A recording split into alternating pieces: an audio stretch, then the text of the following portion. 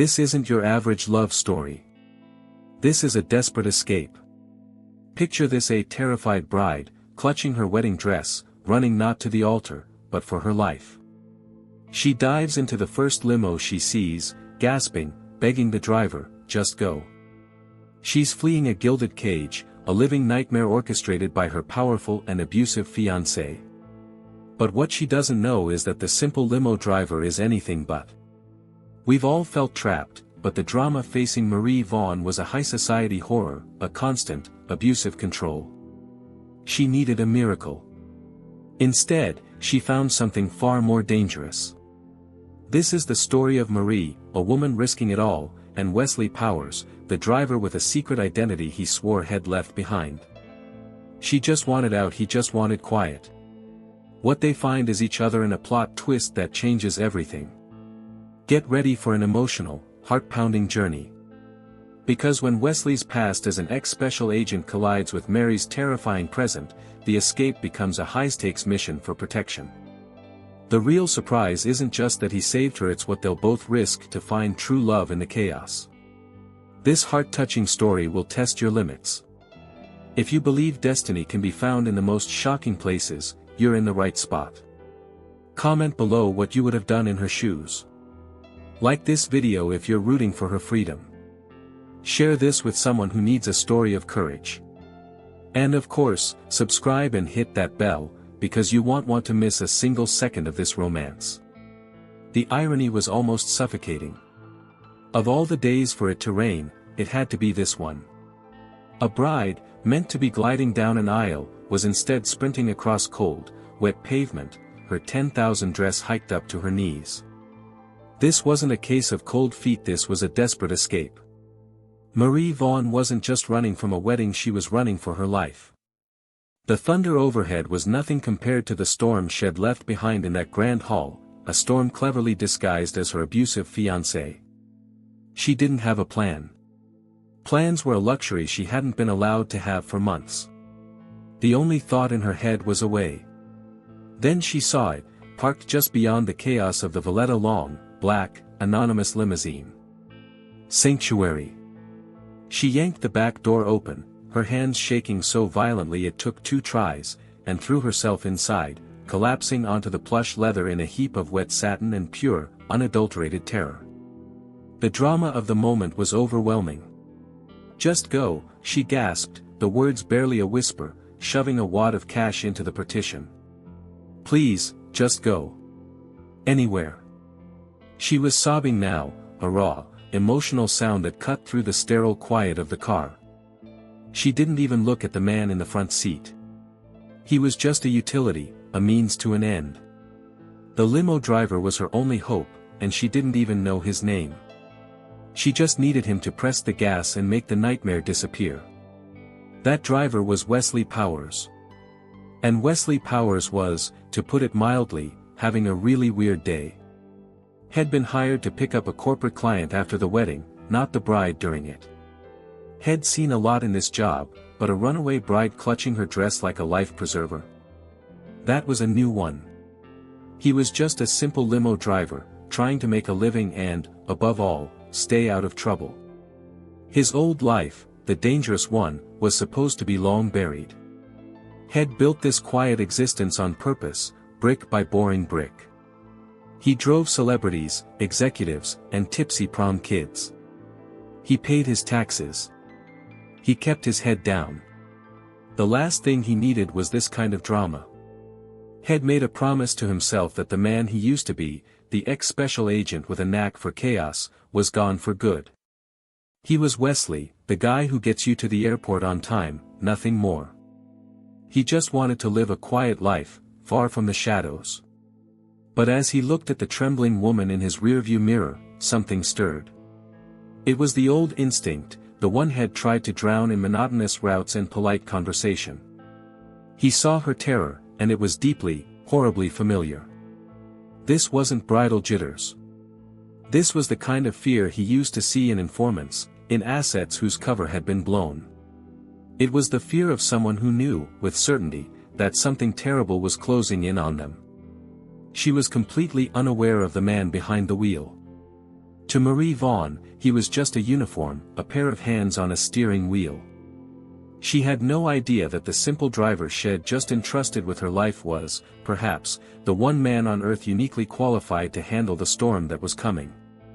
Her destiny had just thrown her into the lap of a man who was desperately trying to escape his own. A man with a very particular set of skills he thought had left behind. He let out a slow breath, the kind he used to take before breaching a door.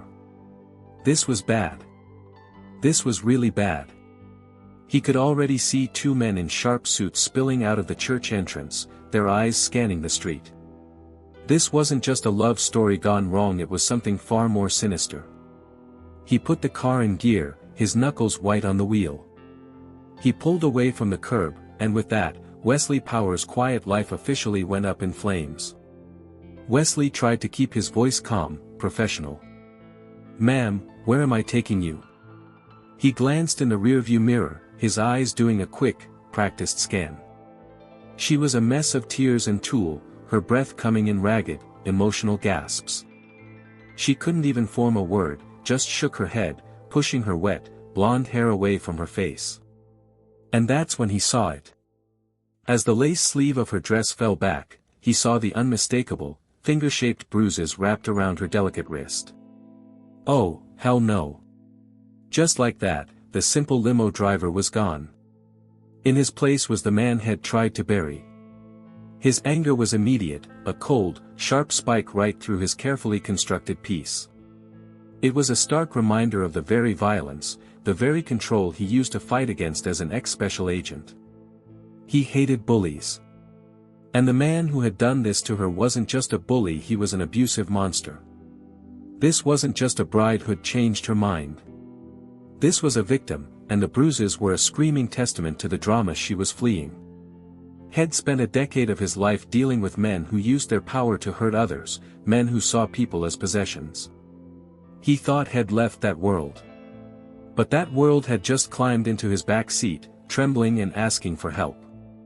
His quiet life suddenly felt incredibly hollow, like a coward's hiding place. Marie Vaughn, lost in her own terror, was completely oblivious to the shift in the car's atmosphere. She didn't see the driver's eyes harden, or the way his jaw set. She was just relieved to be moving, to see the towering spire of the church disappearing behind them. Her escape was finally real. She was unaware that her plea for help had triggered something deep and dangerous in the man driving her. Wesley's hands tightened on the steering wheel, the anger settling into a cold, focused resolve. This changed everything. This wasn't a fair anymore. This was a mission. Had seen this exact scenario play out in his old life. The powerful man. The property that dared to run. He knew what would come next to hunt. The hired muscle. The ruthless retrieval. Her abusive fiancé wouldn't just let her go. Head tried to drag her back. He instinctively checked his mirrors again. No one was following. Yet, but they would be. Men like that couldn't stand being defied. He had to make a choice, and fast. His original plan: drop her at a bus station, get his car cleaned, and forget this happened evaporated. He couldn't just dump her. He couldn't live with himself if he did. He was, whether he liked it or not, involved. This was a shocking turn of events for a man who just wanted to be left alone. He was angry at the situation, angry at the man who'd hurt her, but mostly, he was angry at himself for caring. Caring was dangerous. Caring got you involved. Caring got you killed. But looking at the bruises, he knew he didn't have a choice. This bride needed protection, not just a ride. He made a silent vow. He wasn't just driving away from the church. He was now driving toward her safety. He bypassed the freeway entrance and headed for the older, more complex city streets he knew like the back of his hand. This love story, if one could even call it that, wasn't started with a kiss. It was started with an unspoken promise, forged in violence and a shared need for escape. To understand her desperation, you have to rewind the clock just 1 hour. The drama wasn't in the public spaces, it was in the private ones. We see Marie Vaughn, a vision in white, standing in a lavish bridal suite that looked more like a museum than a room. It was a gilded cage, and the door was about to lock for good. Her abusive fiancé, A man whose name was synonymous with old money and ruthless power walked in. He didn't smile at his beautiful bride. He inspected her. He adjusted the veil with a cold, proprietary touch, his eyes scanning her like she was a racehorse he was about to parade. "Perfection," Head said, his voice flat. "The photographers will be pleased. Our merger is the talk of the town, and you are my greatest asset. Do not embarrass me, Marie." It wasn't a word of love, it was a corporate directive. She was a possession, a beautiful doll to confirm his status. Her need to escape wasn't a sudden whim. It was a culmination of a year of suffocating, psychological control. Head started by questioning her friends, then her job, then her family. Head isolated her, chipping away at her confidence until she felt like a ghost in her own life. The abusive tactics were subtle at first, a condescending remark here, a suggestion about her clothes there, but it had escalated, growing more dangerous by the day. The bruises on her wrist? They were from last night. She had dared to question a clause in the prenuptial agreement, one that essentially signed away her right to exist outside of him. Head grabbed her, his grip like a steel trap, and snarled that her opinions were no longer part of the deal. That was the moment. The plot twist in her own mind. She realized this wasn't a marriage, it was an execution of her soul. This high society nightmare was her reality. While the world saw a fairy tale romance, she was living in a quiet hell. He controlled her phone, her finances, her every waking moment. Had gaslight her so effectively that she had begun to question her own sanity. Was she ungrateful? Was she crazy? But seeing the look in his eyes in that bridal suite, she knew. He was a monster, and she was seconds away from being permanently devoured. The courage it took to run was shocking, even to her. She had waited until he left to greet the guests. She had looked at her reflection, a perfect bride on the outside, a prisoner on the inside. She knew if she walked down that aisle, Marie Vaughn would cease to exist. So she didn't. She bypassed the elevator, ran down a service stairway, and burst out into the rain, the sound of the organ starting behind her. Her desperate need to escape the gilded cage was a primal scream for survival. It wasn't about leaving a man, it was about reclaiming a person. Her own. She was terrified, yes, but for the first time in a year, she was also breathing. She was choosing to live, even if it meant running into the unknown, into the back of a stranger's limo. Back in the car, the memory of his cold touch made her shiver violently. Wesley Powers saw the tremor in the mirror. He turned up the heat, his eyes grim. He understood now. She hadn't just run from a bad relationship. She had escaped a tyrant. And he knew, with chilling certainty, that tyrants do not let their possessions go easily. The real hunt was about to begin. The abusive fiancé didn't storm or rave when he was told she was gone. He simply went very, very still. That was always more dangerous. He calmly picked up his phone, not to call her, but to call his head of security, a man whose entire career was built on making problems. "Disappear. She's gone," he said, his voice like ice. "Find her. I don't care what it costs. Lock down the city." This wasn't a jilted lover trying to reconcile. This was a powerful, narcissistic CO initiating an asset retrieval. Within 10 minutes, his vast wealth and influence were weaponized. He had private security teams, all ex-military, all ruthless, mobilizing across the city. They had her photo, they had her description, and they had a blank check to get her back. This wasn't a search, it was a ruthless hunt. His influence ran deep. He made calls to contacts in the city's infrastructure, people who owed him favors. Suddenly, traffic cameras were being accessed, license plates were being scanned. He was treating his bride's escape like a corporate theft, and he was deploying all his resources. The gilded cage she had fled from suddenly revealed that its bars extended across the entire metropolitan area. Wesley saw the first sign at a major intersection, an unusual number of patrol cars, not pulling people over, just watching. It was too coordinated. Then he saw a black SUV with tinted windows, the kind he recognized from his ex-special agent days, parked ominously near an overpass. His gut clenched. This was fast. Too fast. Her fiancé wasn't just rich, he was connected. Marie. Still reeling from the emotional shock, was largely unaware of the tightening net. She was just a woman who had been saved herself from a terrible fate. She had no idea that her face was already being broadcast to a private army. She was a high-value target, and the man hunting her viewed her as his. The protection Wesley offered was, at this moment, the only thing between her and that monster. The sheer scale of the operation was shocking. They weren't just checking airports and train stations. They were hitting limo services, cab companies, and high-end hotels. Wesley's simple limo driver identity, which had cultivated for anonymity, was now a liability. They would be looking for limos. He had to ditch the car, and soon. He glanced at the GPS, his mind working furiously. His intended safe house was too far, and the main highways would be crawling.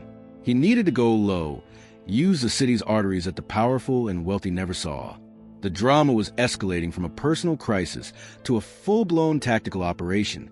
He was no longer just a driver. He was protecting a fugitive. He knew what men like her fiancé were capable of.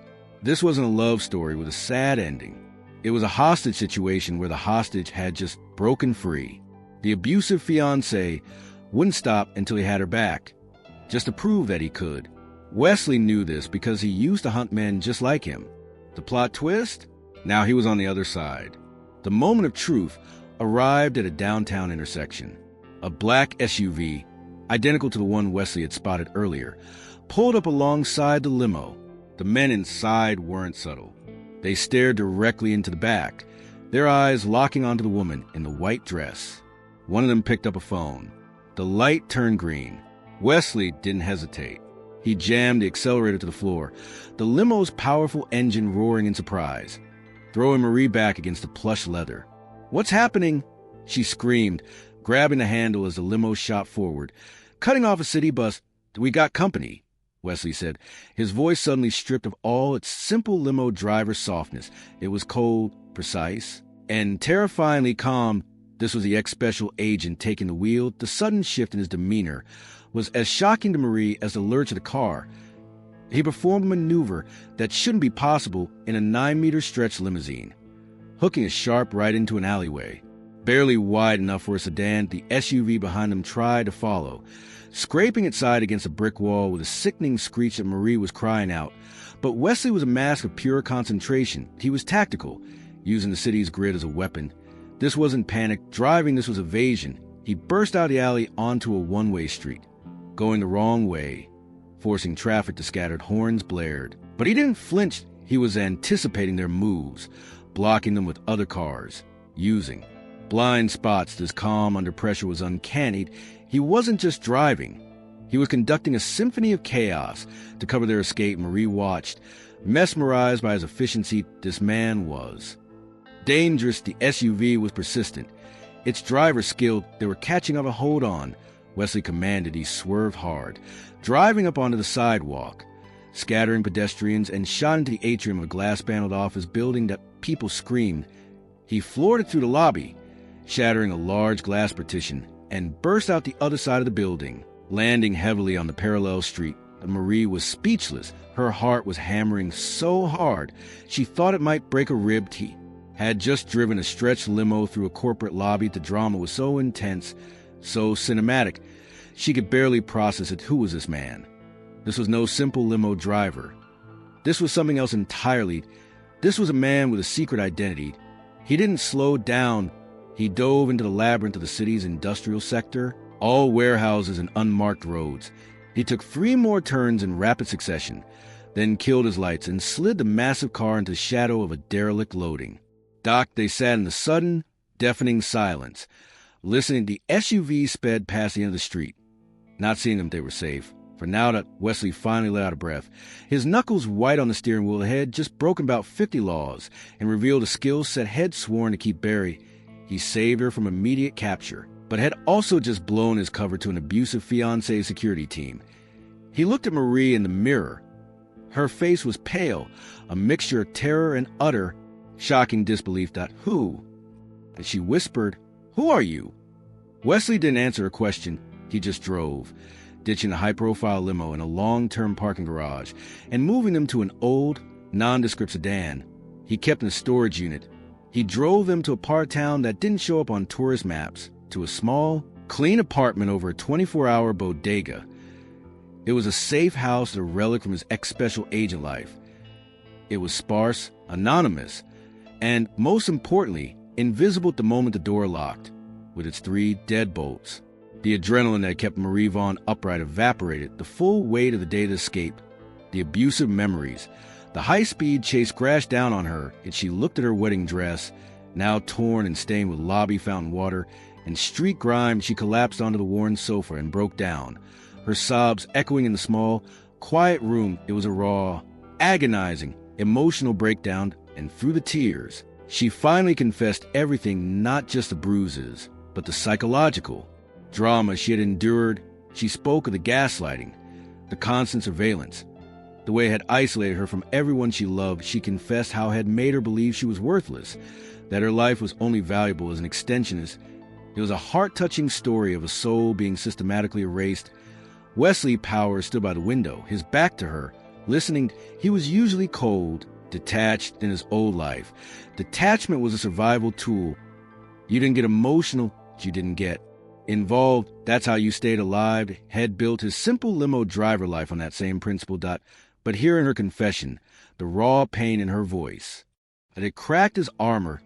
This wasn't an asset, this was a person. And he found himself moving, acted without thinking. He went to a small kitchen, boiled a kettle, and made her a cup of tea, just how he used to make it for her. Well, it had been a long time. He placed a warm mug in her trembling hands. It was a simple, profoundly human gesture, a gesture of genuine kindness from a man who had forgotten how to be kind. He then grabbed a blanket from the closet and draped it over her shoulders. "You're safe here," he said, his voice softer than she had ever heard it. "He can't find you here." It wasn't just a statement. It was a promise of protection. He sat in the chair across from her, not leaving, just not being there. He was bearing witness to her pain, and in doing so, offering a silent strength she desperately needed for Marie. This simple kindness was more shocking than the chase that her abusive fiancé had never shown her kindness. Without a price, this man, this dangerous stranger had driven through a building for her, was now sitting with her, offering her tea and safety. He saved her, and was now simply offering her a moment to break, with no judgment. This was the true beginning of their love story, though neither would call it that. It wasn't a romance born of candlelight and flowers. It was a deep, unexpected emotional bond being forged in a dusty safe house, built on shared trauma and an unspoken promise. She was a bride who had lost everything, and he was a man with the secret identity who was beginning to find something he thought had lost forever. They couldn't stay in the safe house forever.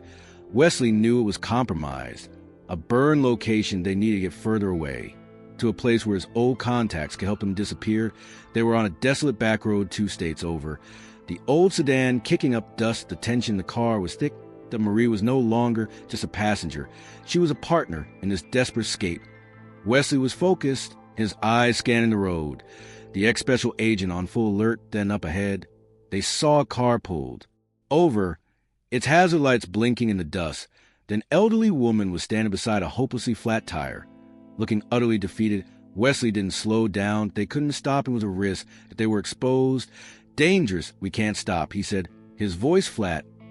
They were being hunted by a ruthless, abusive fiancé, and a good Samaritan act was a luxury they couldn't afford. "Stop the car." Wesley, to Mary's voice, was quiet, but it held a new, steel-like authority. He glanced at her, shocked. "Marie, we are in danger." "We stopped for no one." She just pointed. "She's in danger." "Toot, we're not leaving her." Stop. It wasn't a request. Wesley, stunned by her sudden resolve, found himself pulling over, his tactical mind screaming at him. He got out, frustrated, intending to change the tire in 60 seconds flat. But Marie got out, too. While Wesley worked the jack with fast, efficient movements, Marie went to the old woman. She put her arm around her, walked her to their car, and sat with her in the passenger seat, calming her down, telling her it would be okay if the woman was shaken. Her hands trembling. Marie just held her hand and talked in a soothing, gentle voice. Wesley paused, the tire iron in his hand. He watched her to Marie Vaughn, a woman who had just fled her own life, who was being hunted by powerful men, who had every right to be a cowering, selfish wreck.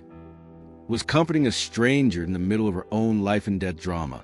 Her first instinct was profound kindness. It was to him the most shocking thing had ever seen. It was an act of unwavering integrity. This simple, heart-touching moment moved him more than her confession, more than her fear. This was her character. She wasn't just a victim. She wasn't just a runaway bride. She was a genuinely good person, the kind of person had thought didn't exist anymore, the kind of person he, in his dangerous line of work, had been tasked to protect but had rarely ever met. He finished changing the tire, and the old woman thanked them both, calling Marie her guardian angel as they got back in the car and drove away. The silence was different. It wasn't tensed, it was. That respectful that Wesley Powers, the cold, detached ex-special agent, felt his carefully constructed walls crumbling. He saved her from a limo, but she was, in that moment, saving him from his own cynicism. This is the kind of courage that defines a person, isn't it? That integrity, even when your own life is on the line. Like this video as a sign of respect for Mary's courage. Her destiny was not to be a victim, but to be a hero in her own right. They drove for hours after that, the kindness of the tire incident hanging in the air between them. Wesley finally broke the silence. That was a decent thing you did back there. Most people wouldn't have. Marie just looked out the window.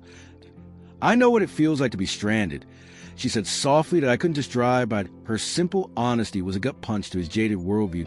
He looked at her, really looked at her, not as a package to be protected, but as a person, and seeing her unwavering integrity, he found himself doing the one thing he never, ever did. He started to talk. I wasn't always a limo driver, he said, his voice low. Thank you. I probably figured that out. Marie turned her full attention on him, sensing this was a critical emotional moment.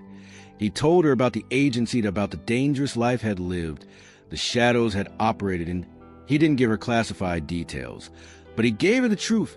He painted a picture of his secret identity, not as a glamorous spy, but as a man who had been very, very good at very, very bad things, had been an ex-special agent. A ghost who fixed problems the government couldn't publicly acknowledge that. But then he opened up about the real reason he left. It wasn't the danger. It wasn't the killing. It was a compromise. I was ordered to protect a man, he said, his voice tight. That a foreign asset he was. Like your fiancé, that abusive, that untouchable. He was hurting people. And my job was to make sure no one stopped him. The disgust was still fresh. Years later, Head refused the assignment. It was a career-ending move. Had been branded disloyal, a liability. They hadn't just fired him, they tried to erase him. His escape from the agency was almost as desperate as hers from the church. Had built the simple limo driver persona as a shield, a way to disappear into the mundane, and atone for the things had done that had been running ever since that Marie listened. And for the first time, she understood him. His coldness, his efficiency. It wasn't a lack of feeling, it was a wall. Built to keep the world out. There were two sides of the same coin. She was running from an abusive relationship, and he was running from an abusive system. This shared vulnerability was the real plot twist in their story, an unexpected and powerful emotional bond. You're not a coward, Wesley, she said, her voice firm. That you're a good man. That his hands tightened on the wheel. That no one had called him a good man in a very, very long time. This was the moment there. Connection shifted. It went beyond protector and victim. This was the beginning of a romance, a deep, heart-touching connection between two people who truly saw each other. This was a bond that would be tested. This was a true love that was forming under the most intense pressure imaginable. They weren't just running from her fiancé anymore. They were running together toward an unknown future. But they had underestimated just how relentless and how clever their pursuer could be. Their moment of peace was about to be shattered. They had to double back. That Wesley needed supplies from a stash he kept at the safe house. It was a risk, but necessary one. They moved under the cover of darkness. Slipping back into the city, they fled. The safe house was quiet, just as Head left it. But something felt that wrong. The air was too still. Wesley, the ex-special agent, felt the old instinct screaming at him. A split second before all hell broke loose, here, he whispered, pushing Marie away from the window. The words had barely left his lips when the apartment door exploded inward, splintering off its hinges. It wasn't a knock. It wasn't an arrest. It was an ambush. That a shocking, Violent Assault Point 2 men in tactical gear poured into the room, weapons raised. The fiancé's team wasn't trying to retrieve her anymore, they were trying to end this. Wesley reacted without thinking that the limo driver was gone. This was the operative. He moved like a blur, intercepting the first man, using his own momentum to slam him into the second. The drama was fast, brutal, and terrifying, and Marie screamed as Wesley disarmed one man with a sickening snap of bone. His movements efficient and utterly dangerous. They were cornered and more men were coming up the stairs, their heavy boots thudding in the hallway. This was a professional team sent by her abusive fiancé to clean up his mess. Wesley knew they weren't getting out the way they came in. He grabbed Marie at the roof. Go! He shoved her toward a fire escape. Turning to engage the third man who was charging, the small apartment became a war zone. That furniture splintered. Shots were fired, muffled, silenced. Wesley was a whirlwind to control violence, a man fighting for more than just his own life. He was fighting for her protection. He was fighting for the woman who had shown him kindness, the woman he was beginning to. He didn't have time to finish the thought. He neutralized the last man and scrambled on the fire escape after Marie. But as they reached the roof, they saw at point 2 more men were climbing up from the adjacent building, cutting off their escape below. The alley was swarming within. They were trapped. The city lights twinkled around them, oblivious to the life and death struggle happening on this rooftop. The abusive fiancé's net had closed, and Marie looked at Wesley, her eyes wide with terror. The rain starting to fall again, mixing with the grime on her face. This was it. There was no way out. The lead operative, a cold-eyed man, stepped onto the roof, a weapon aimed steadily at Wesley's chest. He didn't look at Wesley. He looked at Marie, your fiancé, he said calmly. Request your immediate return. This was the moment the trap was sprung, and the plot twist that was coming was one that not even Wesley could have anticipated. Head prepared for violence, for a chase he hadn't prepared. For the one weapon that could actually defeat him, Mary's own mind, poisoned by months of abusive manipulation. That the rooftop was a standoff. That Wesley stood in front of Marie, shielding her as over. The lead agent said, give her to us. Wesley's mind was racing, calculating angles, exits, an escape route that didn't exist. Marie, Wesley yelled, when I move, you run left. But Marie was frozen, her eyes wide. It was in this chaotic moment, forced to play his last card. That Wesley shouted, I was ex-special agent, federal ops. You're interfering with protected witness. It was a bluff, but a good one, designed to make him hesitate. But the revelation backfired horribly to Marie. Didn't see a protector. She saw the ultimate lie. A shocking cold washed over her ex-special agent. Tactical driving. Safe houses. This whole thing. It wasn't chance. It was a setup. Her abusive fiancé was famously paranoid, always testing his employees, his partners, his loved ones. This was a test out of sick, elaborate plot twist to see if she would actually run, to see if she was loyal. And this man, this simple limo driver, he wasn't her savior. He was a test administrator. He was hired by her fiancé to trap her. The kindness, the emotional bond, the confession, the care, it was all part of the secret identity script. You work for him, she whispered. The surprise turned to ash in her mouth. Her heart, which had started to feel true love, shattered. No, Marie, it's not like that. I'm trying to save you, Wesley pleaded, distracted, his eyes darting between her and the agents. But his very skills, his impossible competence, his dangerous efficiency, it was all proof to confirm the deepest fear her fiancé had programmed into her, that she could trust no one. This whole escape, she accused, her voice breaking the chase, the safe house. It was all a lie. The agent saw their opening. Wesley was distracted by her emotional collapse. This was a revelation that broke the romance before it even began. He saved her from the church, only to become the very thing she was running from, a tool of her fiancé's control. The man she thought was her destiny was just another part of the nightmare. The one man she had started to trust, the one who had promised her protection, was a final, most cruel betrayal. This wasn't a love story. It was a psychological operation, and she had failed. This is the absolute lowest point, the ultimate false defeat. Her hope is shattered by the very man who gave it to her. What one word describes Mary's feeling right now? Let me know your answer in the comments. The agents lunged Wesley, heartbroken and thrown off balance by her accusation. shoved her toward the only possible escape where Tia dark gap between two buildings go. He roared, he turned to fight. To give her a head start is heartbreaking. As he realized she wasn't running with him, she was running from him, feeling the sharp, agonizing sting of betrayal. Marie fled. She scrambled over the rooftop ledge.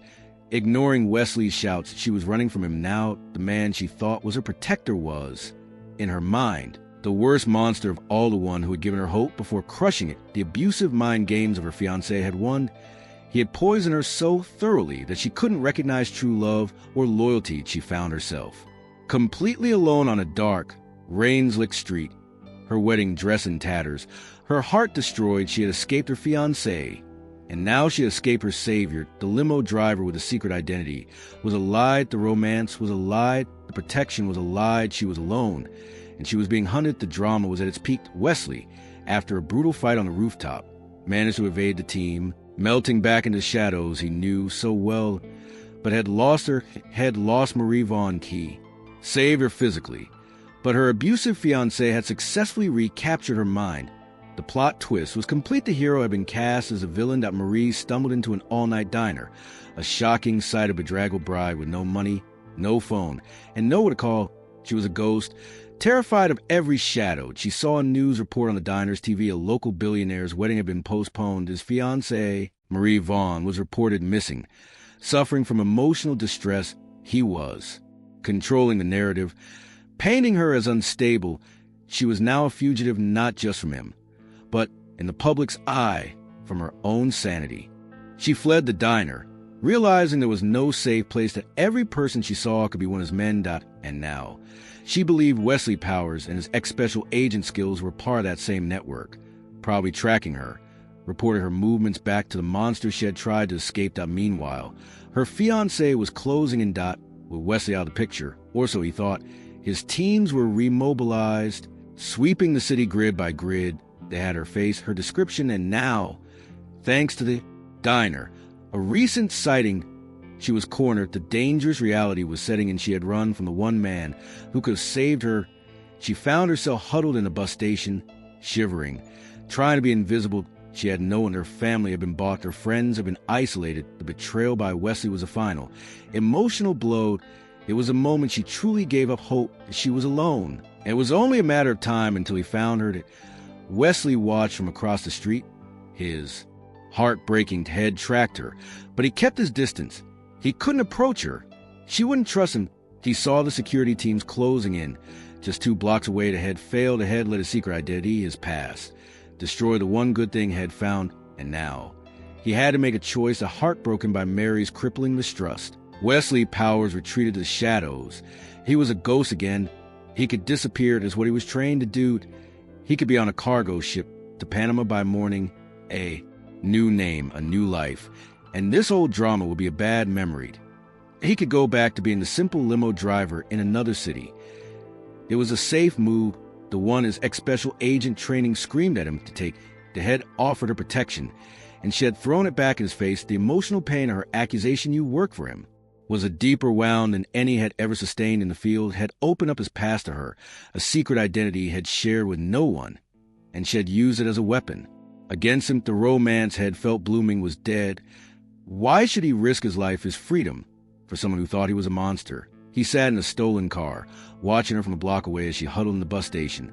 Looking small and defeated, he saw the dark sedan pull up, the one he knew was part of her fiancé's team. They were closing in. He could just drive away, let her destiny play out. The head tried. He saved her once, and she had run from him. He swore had never used those dangerous skills again, and this was why it only brought pain. But then he remembered her face, that not her face in the limo. Terrified, not her face on the rooftop. Full of accusation, he remembered her face on that dark road.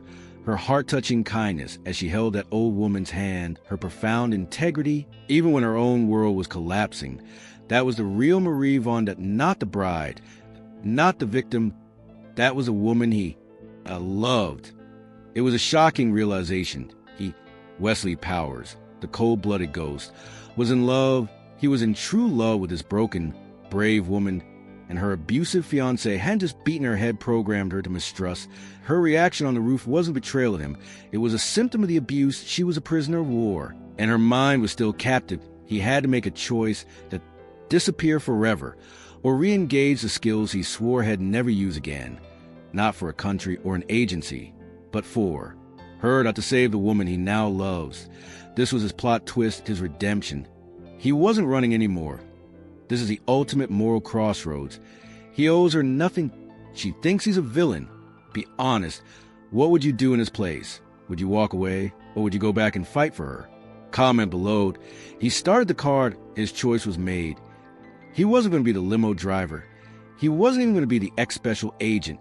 He was going to be the man Marie needed, whether she knew it or not. He was going to dismantle her fiancé's world from the inside out. He wasn't just an escape. He was going to liberate. Wesley Powers was now on the offensive. This was no longer an escape. It was an infiltration. He stopped protecting Marie from the outside and started protecting her from a distance, using his tactical brilliance. He let her fiancé's team capture her. It was the most dangerous gamble he'd ever taken, but he knew they wouldn't harm her. Fiancé wanted his property back, visibly unharmed. To maintain the public facade, the moment she was secured in a high-end hotel penthouse, under protective custody at Gilded Cage, her abusive fiancé recalled his external security teams. He thought had won, but had only invited the wolf into the fold. Wesley, using his ex-special agent skills, had already infiltrated the hotel security system. He was inside their network, a digital ghost. He began to systematically dismantle the fiancé's security team, not with violence, but with information. He was a phantom, turning their own dangerous strengths against him. He found the lead agent's offshore account and leaked it to his rivals. He got the surveillance tech arrested by sending an anonymous, highly credible tip to the feds about his illegal gear. He was protecting Marie from a distance, ensuring no one got too close. When one guard was ordered to remind her of her place, Wesley triggered the penthouse fire alarm, forcing an evacuation and buying Marie time that he was her invisible guardian angel. He saved her moment by moment. Without her even knowing he was there, the limo driver was now a puppet master, and her fiancé's team were the puppets. The drama was intense. Wesley was working against clock, fueled by coffee and a burning need for justice. He wasn't just trying to free Marie, he was trying to earn back her trust, even if she never knew he was doing it. This was his love story to her, a silent, tactical war fought in server rooms and back channels that he used his secret identity's contacts to dig deeper, moving past the security and into the fiancé's business. The fiancé was so focused on his runaway bride that had left his financial flank exposed, and Wesley just found the keys to the kingdom that the abusive control he exerted on Marie was just a reflection of the criminal empire he was running. Wesley now had a new plan. He wasn't just going to bust her out. That was a short-term fix. She would be running for the rest of her life. The only way to grant her a true escape was to remove the source of the threat. He had to take the king off the board. Permanently, the security team was in chaos, turning on each other, chasing ghosts. The fiancé was blind, his eyes and ears systematically severed by Wesley. He was vulnerable. And now, Wesley Powers, the simple limo driver, was walking into the lion's den for a final confrontation. This was the real plot twist. The confrontation was not a firefight. It was an execution. Wesley Powers didn't kick down the door to the penthouse where the abusive fiancé was holding Marie. He used a stolen key card from the security chief had just had detained by Homeland Security. He walked in, not as an ex-special agent, but as the simple limo driver her fiancé had dismissed. The surprise on the man's face was worth the risk to you. The fiancé sneered, recognizing him from the security footage. The hell? He pressed a panic button on his desk. Nothing happened.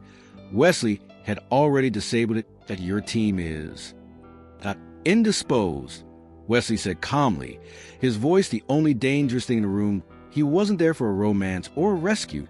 He was there for justice. He placed a single, unmarked data drive on a massive oak desk.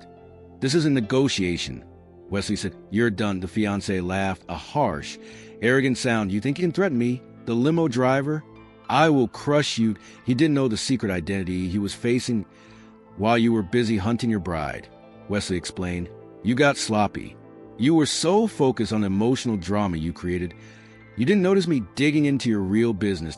Wesley had just been an operative head specialized in forensic accounting for the agency.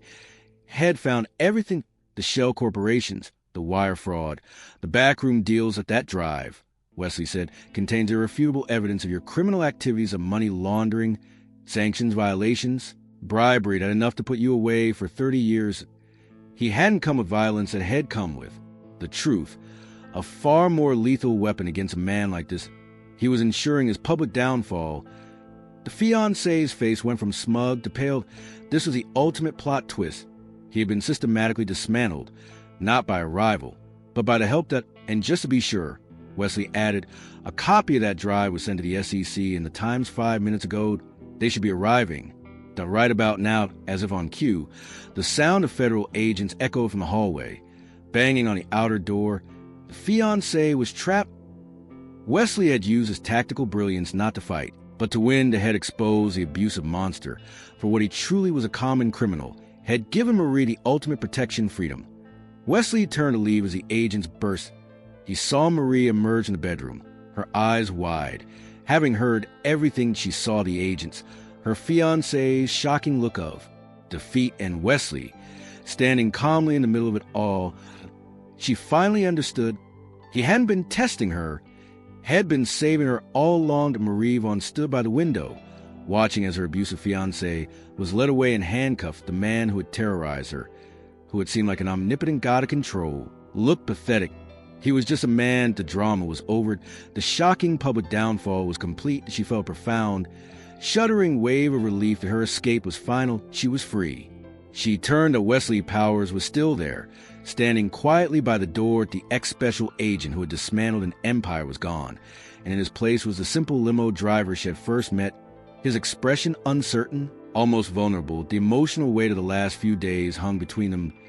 She finally understood the plot twist. His secret identity wasn't a lie to trap her, it was a wall to protect him. He walked toward her slowly, his hands up in a gesture of surrender. Marie, he said, his voice quiet, I am so sorry for the secrecy. I never wanted you to think I was part of this world. My old life, it's complicated. But my feelings for you are not. It was the apology she needed to hear, the apology that bridged the gap of her mistrust. This was the heart-touching moment the romance had been building toward, had orchestrated this entire takedown, not for revenge, but for her to give her peace, to prove that his loyalty was real. He hadn't just fought for her, had believed in her, even when she hadn't been able to believe in him. Then he made his grand gesture. It wasn't flowers or jewels. It was better. He held out his hand, and in his palm were 2 keys that I sold the limo. He said with a small, tired smile that I shut down the simple driver business. That I'm done hiding these keys. There to a small cabin I own upstate. It's not a safe house. It's a home. He was offering her a new life, a real one. This isn't protection anymore, Marie. It's a partnership, if you want it. He was offering her a true love built not on possession, but on freedom. He was a man who saved her life. And now he was offering her. As Marie looked at the keys, then up at his face, the limo driver, the ex-special agent, the man had seen her at her absolute worst, her most broken, and had still seen her worth. She didn't just see a savior, she saw her destiny. She put her hand in his, and for the first time, she wasn't a bride on the run. She was just Marie. That tears streamed down her face. But for the first time, they weren't tears of fear. They were tears of joy. This was her true love story, more real and more powerful than any fairy tale. She took the keys from his hand. I'm tired of running, she said. Let's go home. Months later, the shocking drama of that escape felt like a lifetime ago. We see Marie Vaughn, but she's not the terrified bride or the hunted fugitive. She's standing at a podium, her voice strong and clear, addressing a room full of supporters. She's confident, powerful, and for the first time, completely freed. The gilded cage of her abusive past is nothing but memory. She and Wesley Powers, the simple limo driver, are now partners in every sense of the word. They use the settlement money from her fiancé's downfall and Wesley's unique ex-special agent skill to launch a foundation. They now provide protection and escape resources for others trapped in abusive, high-power relationships. They turn their dangerous past into a shared, heart-touching purpose. Wesley is there, standing at the back of the room, watching her. He's her head of security, her partner, her true love. Their love story isn't a conventional romance. It's a bond forged in fire and built on a foundation of unshakable trust. He still has a secret identity, but now she's the only one he shares it with. He's her rock, and she is his redemption. Their life is a beautiful surprise. They found destiny in the back of a limousine. They found true love in a safe house. Wesley, the man who saved her life, now watches as she saves the lives of countless others. She became the hero she never knew she could be, and he became the good man he always hoped he was. The foundation is a hybrid. Marie provides emotional support and public advocacy, using her story to inspire. Wesley works in the shadows, using his old skills to arrange secure extractions, to digitally scrub identities, to give people the new start he and Marie had to fight for.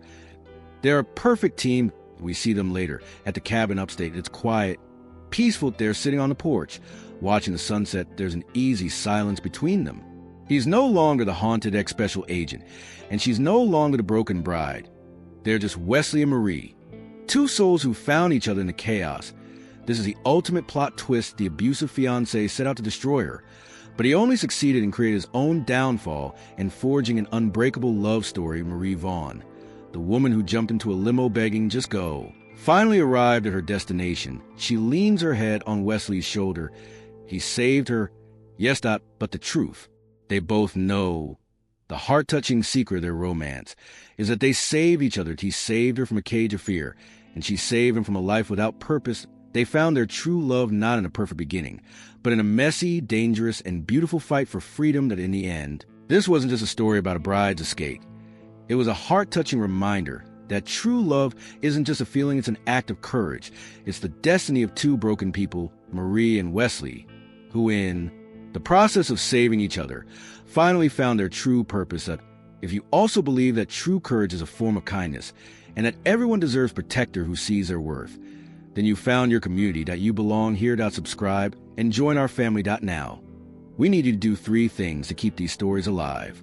Press like as a final salute to Wesley's loyalty and Mary's unbreakable strength. Comment with your answer to this emotional question. What was the exact moment in this story that moved you the most? Was it the kindness on the roadside? The plot twist on the roof?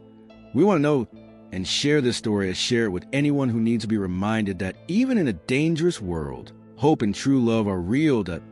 And while you wait for our next story, know that our channel is a treasure chest filled with shocking and emotional journeys just like this one. Explore our older videos and discover the unforgettable stories you might have missed. Finally, to make sure you never miss one of the incredible new stories we have planned, hit that notification bell right now, and you won't want to be left out of what's coming next.